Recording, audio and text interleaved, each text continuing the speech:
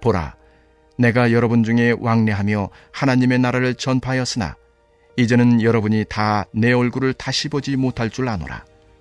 그러므로 오늘 여러분에게 증언하거니와 모든 사람의 피에 대하여 내가 깨끗하니 이는 내가 꺼리지 않고 하나님의 뜻을 다 여러분에게 전하였음이라.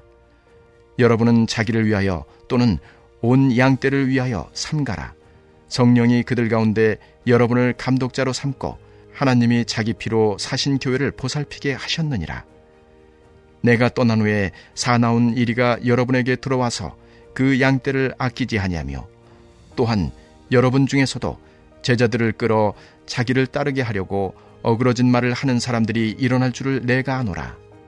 그러므로 여러분이 일깨어 내가 3년이나 밤낮 쉬지 않고 눈물로 각 사람을 군계하던 것을 기억하라. 지금 내가 여러분을 주와 및 그 은혜의 말씀에 부탁하노니 그 말씀이 여러분을 능히 든든히 세우사 거룩하게 하심을 입은 모든 자 가운데 기업이 있게 하시리라. 내가 아무의 은이나 금이나 의복을 탐하지 아니하였고 여러분이 아는 바와 같이 이 손으로 나와 내 동행들이 쓰는 것을 충당하여 범사에 여러분에게 모본을 보여준 바와 같이 수고하여 약한 사람들을 돕고 또 주 예수께서 친히 말씀하신 바 주는 것이 받는 것보다 복이 있다 하심을 기억하여야 할지니라. 이 말을 한 후 무릎을 꿇고 그 모든 사람들과 함께 기도하니 다 크게 울며 바울의 목을 안고 입을 맞추고 다시 그 얼굴을 보지 못하리라 한 말로 말미암아 더욱 근심하고 배에까지 그를 전송하니라. 할렐루야! 오늘 본문의 제목은 말씀으로 든든히 세우사입니다. 말씀으로 늘 주님 앞에 나아가는 저와 여러분들이 되시기를 바랍니다. 오늘 본문은 바울이 고별 서교를 마무리하며 에베소 교회 장로들에게 마지막 유언과 같은 권면을 합니다. 바울은 교회는 주님께서 피로 사신 하나님의 교회라고 말합니다. 이 사실을 우리는 항상 잊으면 안 돼요. 교회는 우리의 봉사와 땀으로 샀거나 만든 것이 아니고 주님의 피로 값주고 산 것입니다. 그러니 교회는 주님의 것이고 주님께서 소중히 여기시는 것이죠. 교회를 주님께서 우리에게 맡겨주셨습니다. 이 사실을 알면 교회를 이룰 때 두려움과 떨림으로 어떻게 하면 주님께서 기뻐하시는 교회를 이룰까 생각하게 됩니다. 이런 사람은 결국 하나님의 말씀을 살피면서 주님께서 기뻐하시는 교회가 무엇일까 깊이 생각하지 않을 수 없고 또 그런 교회를 이루기 위해서 더 주님 앞에 순종하는 길로 나아가게 될 것입니다. 우리도 하나님의 말씀을 바라보면서 주님께서 순종하며 살아가는 저와 여러분들이 되시기를 바랍니다. 32절은 교회를 세우는 데 있어서 아주 중요한 말씀이죠. 사도 바울이 왜 하나님의 말씀 전부를 전하는데 힘썼는지 알 수가 있습니다. 교회를 세우는 주체가 누구냐 하는 것이죠. 그리고 주님께서 무엇을 가지고 교회를 세우시느냐 이것을 잘 가르쳐주고 있어요. 32절 말씀입니다. 지금 내가 여러분을 주와 및 그 은혜의 말씀에 부탁하노니 그 말씀이 여러분을 능히 든든히 세우사 거룩하게 하심을 입은 모든 자 가운데 기업이 있게 하시리라. 아멘. 사도 바울은 에베소 교회 장로들에게 말씀하시면서 여러분을 주와 및 그 은혜 말씀에 부탁한다고 합니다. 주는 원어로 데오입니다. 사도 바울은 자신이 전한 말씀을 은혜 말씀이라고 합니다. 자신이 전한 말씀은 은혜라는 그 성격을 가지고 있다는 거예요. 하나님의 말씀은 은혜라는 성격을 가지고 있습니다. 하나님의 말씀은 은혜의 방도입니다. 사도 바울은 자신이 전한 그 말씀이 너희를 능히 든든히 세운다고 합니다. 주와 그 은혜의 말씀을 부탁한다고 하면서 그 말씀만 얘기합니다. 어떤 의미가 있을까요? 교회는 주님께서 붙드시고 세우십니다. 그런데 이 교회를 능히 든든히 세우는 것이 무엇이라고 하나요? 그 말씀입니다. 주님께서 교회를 세우시되 말씀으로 세우신다는 의미이죠. 사도 바울은 이제 떠나게 됩니다. 그러나 사도 바울이 전했던 하나님의 말씀은 남아있죠. 떠나지 않죠. 주님께서는 사도 바울이 전한 그 말씀과 함께 하시면서 에베소 교회를 세우실 것입니다. 그러니 다른 일에 신경 쓰지 말고 오직 그 말씀으로 성도들을 세우는 일에만 힘쓰라는 것입니다. 교회가 해야 할 일이 이것이라고 말하죠. 우리는 이렇게 살아야 해요. 주일에 모여서 하나님의 말씀을 함께 듣습니다. 그러면 한 주 동안 말씀과 함께 해야 한다는 거죠. 그 말씀을 묵상하고 말씀대로 행하고자 하면서 살 때 말씀은 우리의 신앙을 든든히 세워줍니다. 든든히 세운다는 말씀에서 세우다는 말은 건축하다라는 뜻이에요. 집을 짓는 거, 말씀이 있게 되면 마치 집이 건축이 되듯이 살이 견고하게 건축된다는 뜻입니다. 그리스도인의 신앙과 삶을 올바르게 세워주는 것은 하나님의 말씀에 의해서입니다. 든든하면 30절에 언급하고 있는 어그러진 그 말을 하는 사람이 있을 때 그것을 분별하고 그것에 의해 요동하거나 그것을 따르지 않습니다. 이렇게 해서 거룩하게 하심을 입은 모든 자 가운데 기업이 있게 하신다고 하십니다. 거룩하게 하심을 입은 사람은 성도입니다. 기업은 구속함을 받은 하나님의 백성이 잔차 없는 것이죠. 하나님의 말씀은 우리를 하나님의 상속자로 바르게 세워준다는 뜻이에요. 이 말씀에서 우리는 어떤 결론을 내릴 수 있나요? 교회는 하나님의 말씀에 허약한 교회가 되고 허약하면 하나님의 나라를 위하여 일할 수 없는 교회가 됩니다. 교회는 하나님의 말씀이 중심이 있을 때 견고성을 유지하면서 하나님의 나라를 위하여 일할 수 있습니다. 하나님의 말씀은 빛이요 등이기 때문에 하나님의 말씀을 풍성하게 먹지 않으면 아무리 많은 활동을 한다고 해도 하나님의 나라와 관계없는 일이 될 수가 있다는 것입니다. 즉 어둠 속에서 뛰는 일, 어둠 속에서 바늘에 실 넣기가 됩니다. 주님의 몸된 교회는 늘 하나님의 말씀을 든든히 가르쳐야 하고 또 신자들은 하나님의 말씀을 배우는 일에 집중해야 한다는 것이죠. 사도 바울이 31절에 내가 3년이나 밤낮 쉬지 않고 눈물로 갓 사람을 훈계하던 것을 기억하라고 했습니다. 사도 바울이 이렇게 한 이유가 바로 여기에 있어요. 에베소 교회의 장로들이 이제 해야 할 일은 자신들이 생각하는 교회가 아니라 사도 바울이 가르친 그 내용을 가지고 말씀 위에 교회가 나가도록 해야 한다는 것입니다. 이것이 제대로 주님께서 맡기신 교회를 돌보신 일이에요. 이것은 우리 시대의 교회도 예외가 될 수 없습니다. 아무리 시대가 달라졌다고 해도 결국 하나님의 백성을 세우고 교회를 든든히 하고 하나님의 사람을 온전하게 하는 것은 하나님의 말씀밖에 없다는 것이에요.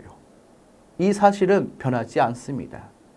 범사의 본을 보인 사도 바울은 계속해서 자신이 에베소에서 어떻게 사역을 했는가 말씀합니다. 이것은 모든 하나님 나라의 일꾼들이 가져야 할 자세이죠. 첫째로 33절에 내가 아무의 은이나 금이나 의복을 탐하지 아니하였다고 합니다. 사도 바울은 다른 사람의 은이나 금, 의복을 탐하지 않았습니다. 탐심이 없는 삶을 살았던 거죠. 은이나 금을 마음에 품지도 않았고 화려한 의복을 입고 사는 것을 추구하지도 않았어요. 사도 바울이 이런 얘기를 하는 것은 사도 바울을 비방하는 사람들이 있었기 때문이에요. 예루살렘 교회를 위해 구제 헌금을 했는데 바울을 비방하는 사람들이 그 돈을 바울이 자신을 위해 사용했다고 소문을 내고 다녔던 것 같습니다. 사도 바울은 그런 거짓 소문에 휩쓸리지 않도록 얘기를 하고 있죠. 그러면서 바울은 자신의 손으로 자신과 자신의 동료들의 쓰는 것을 충당하였다고 합니다. 사도 바울은 천막을 만드는 기술을 가지고 있었어요. 그 기술로 스스로 일해서 자신과 동행하는 사람들의 필요를 채워주었다고 말합니다. 34절에 충당하여라는 그 말은 선막의 맨 아래에서 노를 젓다는 의미를 가지고 있다고 합니다. 그것은 노예들이 한 일인데 자신의 섬김에 대해서 이런 표현을 쓰고 있다는 거죠. 둘째로 범사에 모범을 보인 것이 있다고 합니다. 삶으로도 가르쳤다는 뜻이죠.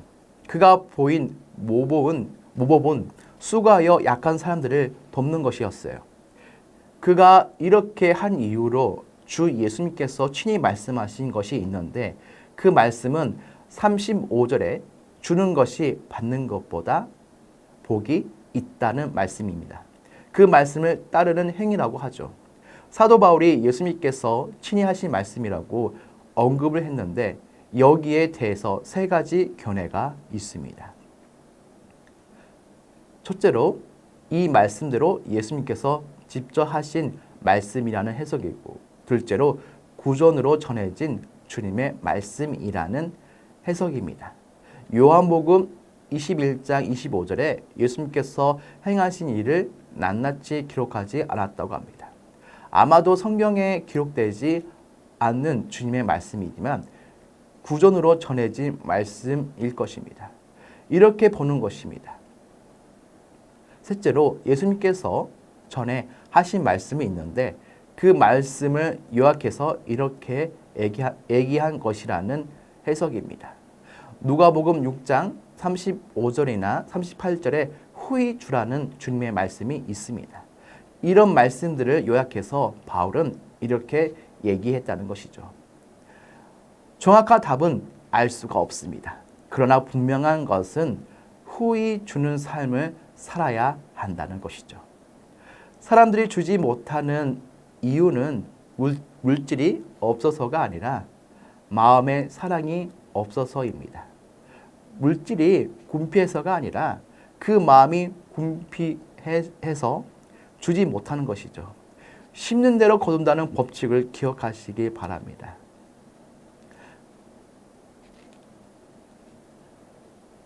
이제 바울은 이 말씀을 하고 나서 하나님 앞에 무릎을 꿇습니다.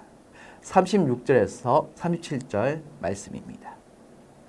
이 말을 한 후 무릎을 꿇고 그 모든 사람들과 함께 기도하니 다 크게 울며 바울의 목을 안고 입을 맞추고, 모든 사람들과 함께 기도하고 함께 크게 울면서 바울의 목을 안고 입을 맞춥니다. 그 당시 이 맞춤은 인사임과 동시에 사랑의 교제였습니다. 그리고 장로들은 바울을 보내면서 그 얼굴을 다시 보지 못한다는 말을 듣고 그로 인해 심히 근심합니다. 깊은 슬픔을 갖는다는 뜻이죠. 예수 그리스도 안에서 참으로 아름다운 관계가 아닐 수 없습니다. 사도 바울이 하나님의 말씀의 전부를 전하는 그 사역에, 그리고 하나님의 교회를 세우는 일에 장로들이 뜻을 같이 하고 적극적으로 협력했음을 알 수가 있습니다. 그야말로 진정한 협력자들이었음을 알 수가 있다는 거죠. 바울과 함께 무릎을 꿇을 수 있는 사람들이었습니다. 바울이 무릎을 꿇을 때 함께 무릎을 꿇고 기도합니다. 이 장면은 가장 아름다운 장면 가운데 하나예요.